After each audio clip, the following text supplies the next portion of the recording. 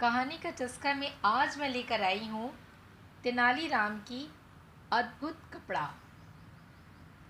एक समय की बात है। राजा कृष्णदेव राय विजयनगर में दरबार लगाकर बैठे थे। उसी समय दरबार में एक सुंदर महिला एक बक्सा लेकर आई।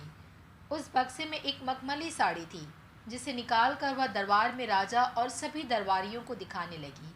साड़ी इतनी सुंदर थी कि जो भी उसे देखता वह हैरान रह जाता। महिला ने राजा से कहा कि वह ऐसी ही सुंदर साड़ी बनाती है। उसके पास कुछ कारीगर है जो अपनी गुप्त कलाओं से इस साड़ी की बुनाई करते हैं। उसने राजा से निवेदन किया कि अगर राजा उसे कुछ धन दे तो वह उनके लिए भी ऐसी ही साड़ी बना देगी। राजा कृष्णदेव राय ने महिला की बात मान ली और उसे धन दे दिया।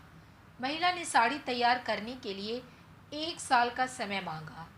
इसके बाद वह महिला साड़ी बुनने वाले अपने कारीगरों के साथ राजा के महल में रहने लगी और साड़ी की बुनाई करने लगी। इस दौरान उस महिला व कारीगरों के खाने पीने से लेकर तमाम खर्चे राजमहल ही उठाता था। इसी तरह 1 साल का समय निकल गया। फिर राजा ने अपने मंत्रियों को उस साड़ी को देखने के लिए उस महिला के पास भेजा। जब मंत्री कारीगर के पास गए तो वह देखकर हैरान रह गए। वहाँ 2 कारीगर बिना किसी धागे या कपड़े के कुछ बुन रहे थे। महिला ने बताया कि उसके कारीगर राजा के लिए साड़ी बुन रहे हैं, लेकिन मंत्रियों ने बताया कि उन्हें कोई साड़ी दिखाई नहीं दे रही है। इस पर उस महिला ने कहा कि यह साड़ी सिर्फ वही लोग देख सकते हैं जिनका मन साफ हो और जीवन में उन्होंने कोई पाप न किया हो। महिला की यह बात सुनकर राजा के मंत्री परेशान हो गए। उन्होंने बहाना बनाते हुए उस महिला से कहा कि उन्होंने वह साड़ी देख ली है और वो वहाँ से चले गए। राजा के पास वापस आकर उन्होंने कहा कि वह साड़ी बहुत ही सुंदर है। राजा इस बात से काफ़ी खुश हुए। अगले दिन उन्होंने उस महिला को वह साड़ी लेकर दरबार में हाजिर होने का आदेश दिया। वह महिला एक बक्सा लिए हुए अपने कारीगरों के साथ अगले दिन दरबार में आ गई। उसने दरबार में बक्सा खोला और सबको साड़ी दिखाने लगी। दरबार में बैठे सभी लोग बहुत हैरान थे, क्योंकि राजा समेत किसी भी दरबारी को कोई साड़ी नहीं दिखाई दे रही थी। यह देखकर तेनालीराम ने राजा के कान में कहा कि उस महिला ने झूठ बोला है, वह सभी को बेवकूफ़ बना रही है। इसके बाद तेनालीराम ने उस महिला से कहा कि उन्हें या दरबार में बैठे किसी भी दरबारी को यह साड़ी नहीं दिखाई दे रही है।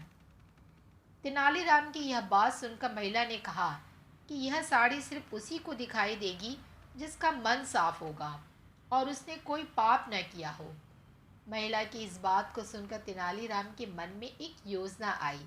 उन्होंने उस महिला से कहा, राजा चाहते हैं कि तुम खुद उस साड़ी को पहनकर दरबार में आओ और सभी को वह साड़ी दिखाओ। तेनालीराम की यह बात सुनकर वह महिला राजा के सामने माफ़ी मांगने लगी।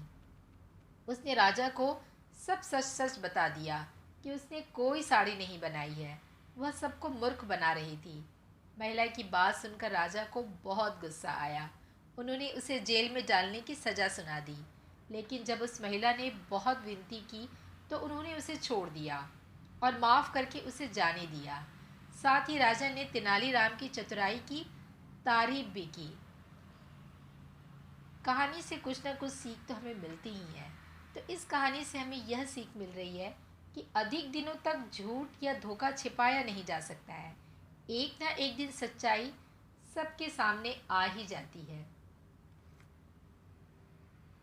अगर आपको मेरी कहानी पसंद आई हो तो आप मेरी कहानी सुनने के लिए इस चैनल को सब्सक्राइब करना ना भूलें। अपना मैसेज ज़रूर लिखें। फिर मिलेंगे, तब तक के लिए बाय बाय।